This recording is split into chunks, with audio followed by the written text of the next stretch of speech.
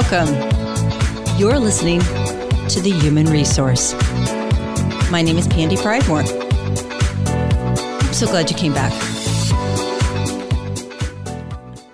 Now, if you were listening last week, I told you that today's show is going to be focused on I-9s. And I'm actually planning on teaching you how to do a self-audit. Now, I-9s, let's go over that again. Employment eligibility form must be taken at the time that a new hire starts and overseen by Homeland Security. This is not a if I feel like doing form. This is a must have. And again, as we talked in the last show, the fines for the mistakes on this form have gone up. So the range for mistakes on this form are $252 now to $2,057. And that's per form, guys. That's not for your entire company. That's per form. This can get serious. And we talked last week about a staffing agency that had been fined $1.5 million just on the errors they found on the I-9s. So here's the deal. I don't want you to have that problem. And our show's too short for me to completely talk to you about all the major problems that we have seen with these I-9s. Again, they're legal documents, but I did come up with 10 that as a consultant I see on a regular basis. So here's my thought. Go get your I-9s. I'll keep babbling here for a little bit. Go get your I-9s and let's start walking through some of these things and just check your stuff. I mean, how many times do we bring in an outside auditor to check our finances, right? You have an extra new set of fresh eyes. Well, my theory is if you have not had your labor law attorney or an HR consultant come in and do an audit on your I-9s, now would be a good time. Just take Pandy's word for it. Do it, make me happy. So here we go. Remember, the I-9 has currently 15 pages of instructions. And I would be willing to bet that the majority of you have not read those instructions. So I'm going to go over some errors. And I want you to just, at this point, don't make any corrections on your forms. In fact, take a Post-it. This is what I do for a lot of my clients. Take a Post-it and make a notation on the Post-it as to what the error is. Now, here's why I'm telling you to do that. Because page 1 errors have to be corrected by the employee. Page 2 can be corrected by the company representative. So if you start red penning and doing a bunch of corrections on that page 1, you're already in error. So here we go. Oh, and then I'm going to talk about my pet peeve. I'm really excited about sharing this because I get really passionate about my biggest pet peeve around these I-9s. But here we go. All right. I want you to all look up in the upper right-hand corner of your form and tell me what the expiration date is. And then I want you to go down and look at the time period or the date that the individual completed the form. Is there anything funny there? Because one of the top 10 mistakes that I find as a consultant is that the form that they completed was expired or outdated at the time the new employee started. And guys, I know this is so easy because many of you are still working on paper. You have very efficient administrative assistants, or you're very efficient, and you print up a whole bunch of these forms and you've got them in a file so the hiring authority or whoever's onboarding can just grab those forms and go. But huge error. If that's an expired form at the time that the employee filled it out, you have to redo that form. So put it aside. Mark that as a major issue. The number 2 biggest complaint or oversight is that the forms aren't completed. And what I mean by that is, just as a really good example, go to page 2 and just take a look at it and tell yourself, are the documents completed? is the date of employment there in Section 2, has that been completed? Or are the copies of the documents just attached to the I-9 and someone put it aside and said, oh, I'll complete that later? Happens all the time. Happens all the time. We're in a rush. We've got other paperwork that we need to finish with this onboarding and this new hire, and we just take copies of the documents. They've completed page 1. We shove them all together and we push them aside, and we never go back and complete them. There you go. Error 2. Error 3, inconsistent document collection. Now, what do I mean by that? It is not appropriate or acceptable for you to hand pick or randomly pick who you collect documents from. So if you start, and let me back up. Even making copies of the documents, you have to collect documents from everybody. Okay, so if you don't have any documents, huge faux pas, huge.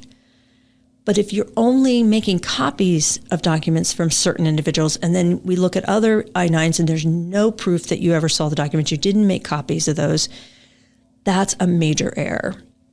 If you start making copies of the documents, you have to continue that all the way through. If you don't have documents, or you were taking them and then you stopped at some point, it could be seriously challenged at that point as to whether you were discriminating against the individuals you did take documents from versus the ones that you didn't. So you really want to be careful with that. With that same line, error 4 is when we take too many documents. If you've got copies of your documents sitting there, do you have a copy of a passport and a driver's license? Because I cannot tell you how many times I see that. We have something from list A, but then all of a sudden there's an item from list B, the driver's license, on the same page. We just made copies of both of them at the same time, and we've got them in with the I-9. Now, the individual that I'm working with normally says, we took the driver's license because they're driving for us and I needed it as identification for the insurance. Okay, that sounds completely reasonable, but it's a violation if you leave that list B item in the I-9 documents when you already have list A. And remember, list A is completely appropriate by itself. And if you cannot get a document from list A, then we go with something from B and C. So list A is all by itself. And if we can't do that, we collect something from B and C. If you have documents you have too many documents, say you've got a birth certificate, a driver's license, and a passport. Get rid of something. Shred. Choose what you're going to keep and shred the rest. Here's a real common one. Look at those dates. You've got a date on page 1 up at the top. You've got a date down by the signature. And then you've got 2 or 3 different places where dates are appropriate, 4 different places where dates are appropriate on page 2. Take a real good hard look at those dates. Notice that those dates need to be 2, 2, and 4. 2 numbers for the month, 2 for the day, and 4 for the year. Go ahead. Take a big deep breath. I know it seems minor. I know it seems silly, but to an auditor, if you're making these kind of mistakes, there's a good chance that they're going to dig even deeper and ask for even more of your I-9s to review. So this is all trying to help you. I know I have more employers that look at me and go, are you freaking kidding me? You're looking at the dates? Yes. Yes, I am. Yes, I am. If DHS wants 2 numbers for the month and 2 numbers for the day, then we're going to give it to them. Go back to page 1. Look down there below the signature and the date where the employee signs. Is that prepare block checked? It's on the I-9 that I've got in front of me. It's a little darkened. Some of your I-9s, if they're older, may not even ask that question.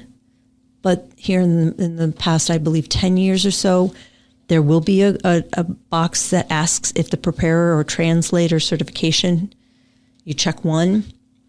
If that's on more recent I-9, that needs to be checked. So write it on your Post-it if the employee missed that on page 1. Then here's a good one. And I know somebody's listening. Somebody listening has missed this one. This is a very common one. Go to page 2 and look up at the top where it says Section 2, Employer and Authorized Representative. Go down to that white section of blocks where it says Employee Info from Section 1. Is that completed? Do you have the employee's name in there? And here's why that's so vital. Not only is it because it should be there because the DHS is asking for it, but guys, think about this for a minute. If you don't have the employee's name in that section and you have the I-9 in separate pages, it's not front to back, page 1, page 2, you have no idea who that individual is or who those documents belong to because you have no other name area on page 2. That is a huge one that people overlook, but is probably the most important piece of information on that entire page. So please, that's your page, HR rep. That's your page. You can go in and make that correction. But hold tight, just keep the Post-it on the side. And then go over where it says citizenship immigration status. I don't know how many people put USA or US, but if you read your instructions, that's actually information that's supposed to coincide and reflect what the employee put in on page 1, where it says 1 is a citizen of the United States, number 2 is, let me put my glasses on. A non-citizen, national of the United States. Number 3, a lawful permanent resident. That's actually supposed to be a number in that field, citizenship and immigration status. Now, again, that's page 2, so you can make that correction, but write it on your Post-it. Number 9 is, this is my pet peeve, so you're going to get it. And if you get upset with me, I don't care, because this is, if some of my clients had been audited before we caught this, I'm telling you that the fines would have been absolutely ridiculous. And this is so easy to correct. But many payroll companies offer the I-9 as a part of the onboarding process. And I'm not going to mention any of them because one of them is actually a strategic business partner of mine, but they offer the convenience. You send a link to the employee, they can fill out their tax forms, their banking information, and all of a sudden the I-9 pops up. The employee can fill out page 1. Sometimes they download their documents on there, and the employer goes, "Yay! All that new hire paperwork has been completed." And then somebody like me shows up, and I say, "Can I see your new hire paperwork?" And they go, "Sure, yeah." And guess what? It's all electronic. It's safe. It's secure. We just love this online onboarding. Except when I look at it with my eyes, I'm looking at the date, and it's just blaring that the link went out to the prospective employee or the new hire days before their actual first day of employment. So the one I looked at the other day, the individual had completed it on the 18th, and their actual new hire date wasn't till the following Monday, which would have been the 21st. I look at the employer and said, "Oh my gosh, you do realize that page 1 is supposed to be completed on the day of hire, day 1. And they looked at me and said, "Oh, well, it's okay because our payroll company says it's okay to collect that on onboarding with the online link." I said, "No, let me say this again. The new hire is supposed to fill this out on day 1. You had them fill it out 3 days prior." "Yeah, but my payroll company told me I could do that." Guys, I'm telling you right now, your payroll company is not telling you that you can change the rules that DHS has put in place for this I-9. Your payroll company is not going to take the responsibility of you asking your prospective employee or your new hire for identifying documents and filling out this document prior to their first day of employment. So I'm trying to be really nice about this, but please understand that you are responsible for meeting the compliance aspects of the I-9. And if you have had your new hires or your new employees complete those I-9s online in your payroll system prior to the first day of employment, they're all wrong. You've just gotten a ding on every single one of those forms. And only the auditor that's going to be auditing you, and believe me, somebody listening to the show is going to get audited. It's going to happen. But whoever the auditor is, they will decide whether it's the $252 per form, or because you've done this with all your employees, whether they're going to increase that. So there's my pet peeve. I just, my skin crawls when I see companies taking I-9s online like that. And that's number 9. My number 10, my most common, absolute worst mistake is not taking the I-9 at all. And if you were listening to the show last week, you heard me talk about a staffing agency who, believe it or not, had made that mistake over 500 times. They had just failed to collect I-9s on over 513 of their employees over a period of a year. Guys, it really isn't that difficult. And I'm not saying that this is going to fix all your problems, but if you found some of these errors in the I-9s that you currently have for your active employees, please, please, please understand you need to be audited more thoroughly. Get with your labor law attorney, get with your HR consultant, or contact me and I'll find somebody for you. But don't get trapped in a situation where you end up having to look at your boss, your business owner, your employer, and say, wow, I had no idea. Because now you do. My name is Pandy Pridemore, and you've been listening to The Human Resource.